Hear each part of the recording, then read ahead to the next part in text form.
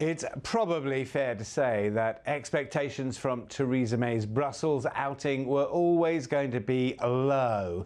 European Commission President Jean-Claude Juncker has said yet again in public that the chances of progress are slim. Mrs May's clear enough in her intentions. She wants to reopen the deal that was hammered out over 2 years of negotiations. I've underlined the need for us to see legally binding changes to the backstop that ensure that it cannot be indefinite.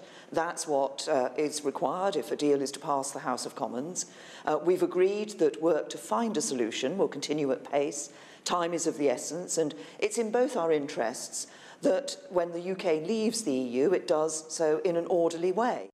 It's possible Mrs May could come home with some non-legally binding assurances, but they'd likely fall far short of bringing on side the Brexit hardliners in her parliamentary party. All this as 3 of Mrs May's members of Parliament resigned from the party in protest at her handling of Brexit. Further evidence, if it were needed, that the fabric of British politics is beginning to unravel under the stresses and strains of Brexit.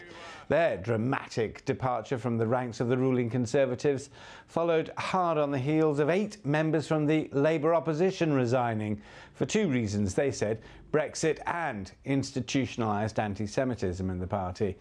None of this fundamentally changes the arithmetic of voting on Brexit in Parliament. Another critical vote next week, by the way, but it's a measure of the precarious nature of British politics, which Brexit negotiators in Brussels find so very alarming. Richard Bestick, CGTN, London.